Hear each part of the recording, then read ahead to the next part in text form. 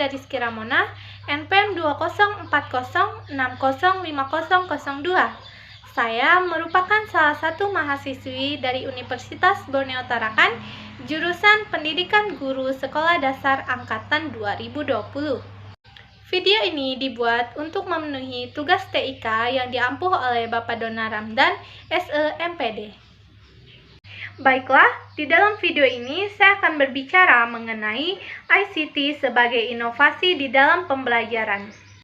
Inovasi dalam pembelajaran sendiri dapat dilakukan dalam berbagai macam inovasi, seperti inovasi pembelajaran kuantum, inovasi pembelajaran kompetensi, inovasi pembelajaran kontekstual, serta inovasi pembelajaran electronic learning atau e-learning.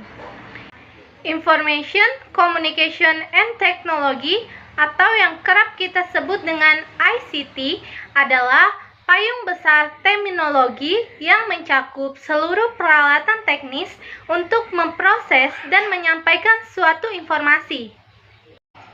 ICT mencakupi dua aspek, yaitu yang pertama, teknologi informasi yang meliputi segala alat bantu, manipulasi, dan pengelolaan informasi. Sedangkan teknologi komunikasi merupakan segala sesuatu yang berkaitan dengan penggunaan alat untuk memproses dan mentransfer data dari perangkat satu ke perangkat lainnya. Kemudian, penerapan ICT di dalam pembelajaran merupakan suatu hal inovasi untuk mencapai tujuan pendidikan nasional, serta agar dapat menciptakan generasi bangsa yang dapat bersaing di dalam dunia global seperti saat ini. Inovasi penggunaan ICT di dalam proses pembelajaran akan sangat membantu siswa dalam memahami pembelajaran dan mengikuti pembelajaran. Karena dengan adanya ICT, siswa dapat dengan mudah melihat gambar, suara, maupun bentuk yang lebih nyata dari suatu objek atau peristiwa. Selain itu juga, siswa juga dapat lebih mencari informasi yang belum ataupun ingin ia ketahui tentang materi yang telah disampaikan oleh para gurunya. ICT dalam pembelajaran dapat menjadi dua peran, yaitu yang pertama sebagai media presentasi pembelajaran, misalnya berbentuk slide PowerPoint dan animasi dengan program Flash. Kemudian yang kedua sebagai media pembelajaran mandiri atau e-learning. Misalnya, peserta didik diberikan tugas untuk membaca atau mencari materi dari sumber internet, kemudian mengirimkan jawaban atas tugas tersebut. Melalui e-learning, belajar tidak lagi dibatasi oleh ruang dan waktu. Belajar dapat dilakukan kapan saja dan di mana saja, terutama pada masa pandemi saat ini, yang dimana kita tidak dapat melakukan pembelajaran tatap muka, sehingga kita diharuskan untuk menggunakan berbagai media dari ICT untuk tetap melangsungkan pembelajaran.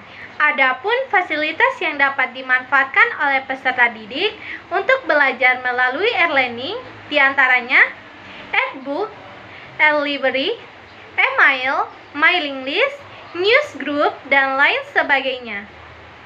Sedangkan manfaat dari penggunaan ICT itu sendiri dalam rangka mendukung pelaksanaan pembelajaran, yang pertama, meningkatkan kualitas pembelajaran. Yang kedua, memperluas akses terhadap pendidikan dan pembelajaran. Yang ketiga, membantu memvisualisasikan ide-ide abstrak.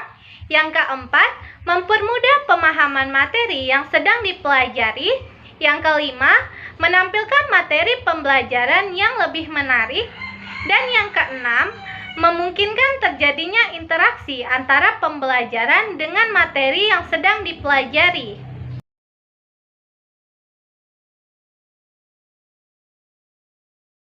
Baiklah, jika kita memperhatikan manfaat dari penggunaan ICT ini, tentunya penggunaan ICT di dalam pembelajaran maupun lingkungan sekolah tidak dapat dihindari. Sekolah harus senantiasa berupaya memenuhi kebutuhan terhadap fasilitas ICT ini. Dengan adanya penerapan ICT di dalam proses pembelajaran, maka siswa dan guru akan dapat saling bertukar informasi dan saling berkomunikasi lewat teknologi yang sedang berkembang saat ini.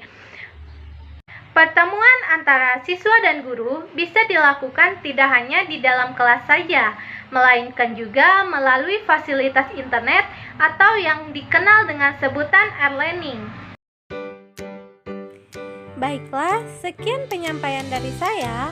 Semoga bermanfaat. Assalamualaikum warahmatullahi wabarakatuh.